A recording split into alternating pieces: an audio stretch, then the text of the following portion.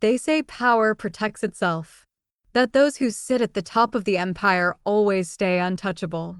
I'm Clara Bennett, and I used to believe that too.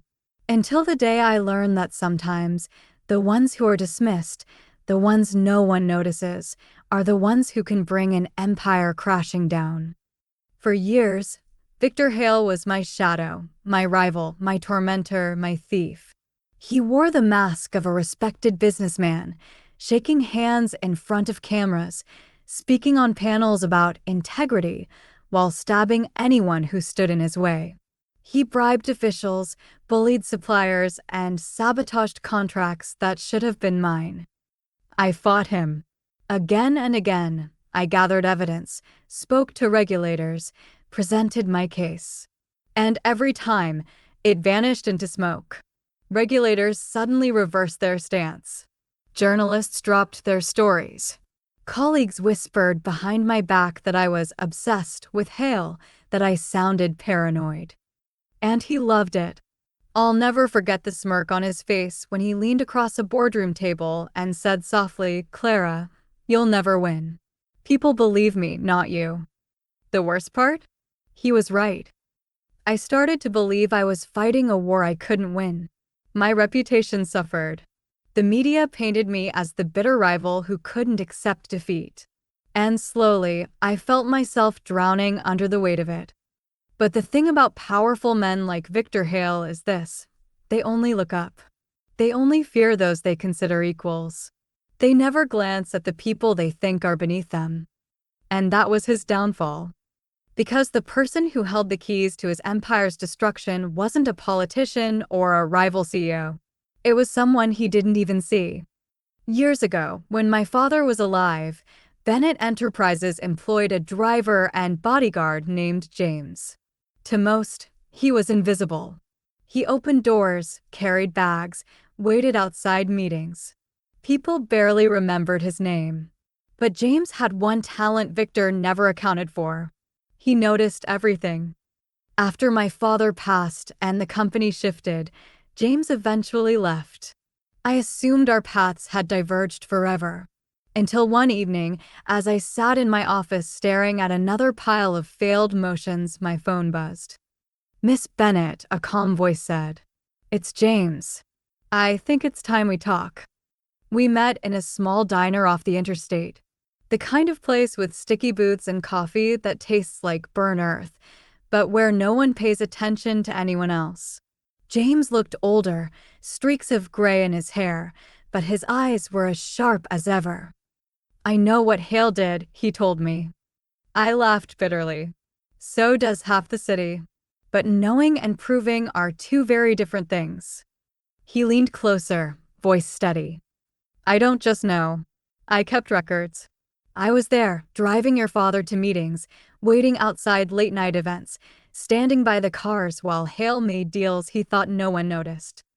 I was there when he met with suppliers off the books, when envelopes changed hands, when he threatened contractors. I logged every trip, every date. I even kept recordings. I wasn't just driving. I was watching." And then he slid a folder across the table. Inside was a chronicle of corruption. Dates, times, receipts, even transcripts. A pattern so clear even I had to sit back, stunned.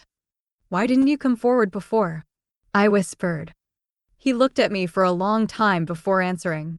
Because back then I thought staying quiet kept me safe. But silence has a cost.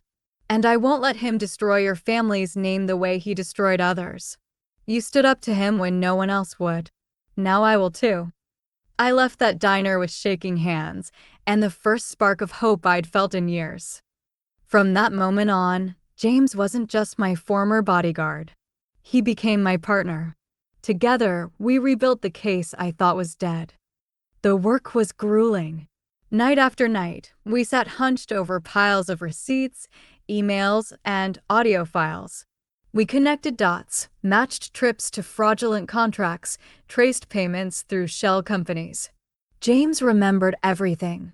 The smell of Hale's cologne on nights he met certain guests, the restaurants where bribes were exchanged, the names of suppliers bullied into silence. And still, I was terrified. What if Hale caught on? What if he destroyed James the way he destroyed everyone else? But James never flinched. "I protected you once by standing in front of threats," he said. "Now I'll protect you by exposing one." When the trial finally began, the courthouse buzzed with energy. Reporters lined the halls. The public packed the benches. Victor Hale strutted in wearing his signature tailored suit, his smile fixed like armor. He shook hands, winked at cameras, whispered to his lawyers with the confidence of a man convinced he would walk out untouchable. At first, it looked like he might. His lawyers dismissed witnesses as disgruntled employees. They waved off financial inconsistencies as clerical errors. They painted me as vengeful, jealous, desperate to ruin a man more successful than me. And then James took the stand. I'll never forget the silence in that room when he walked forward. People tilted their heads. Some chuckled. Just a driver? Just the help? But when James opened his mouth, the courtroom shifted. Calm, steady, precise. He recounted years of trips, meetings, conversations. He named dates, times, locations, all backed by the meticulous logs he had kept. He described the envelopes passed in back seats, the threats whispered when Hale thought no one was listening, the contractors nearly in tears after being bullied. And then he produced the recordings. The judge leaned forward as Hale's own voice filled the room, cold and threatening. "Sign the contract, or I'll bury you. Remember, I own everyone that matters." Gasps. Murmurs. Reporters scribbled furiously. Hale's face drained of color. I watched as the armor of arrogance he'd worn for years cracked, piece by piece, under the weight of the truth. By the time James stepped down, there was no doubt left. Hale's empire wasn't built on brilliance. It was built on blackmail and bribes. The verdict came swift and brutal. Guilty on every count. His companies dissolved. His accounts frozen. His name dragged across headlines not as a titan, but as a tyrant exposed by the very man he dismissed as invisible. The next morning, newspapers ran the story with one headline repeated everywhere: "Driver brings down business empire." And me? I didn't need to gloat. I didn't need to celebrate. Watching him walk out of that courtroom, broken, was enough. As for James, I'll never forget the look on his face. For years, people had looked past him, seen him as background noise.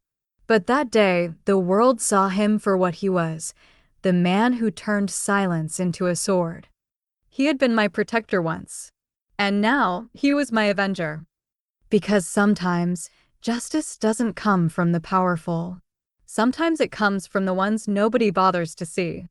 So tell me, have you ever been underestimated, only to prove you were the one they should have feared all along?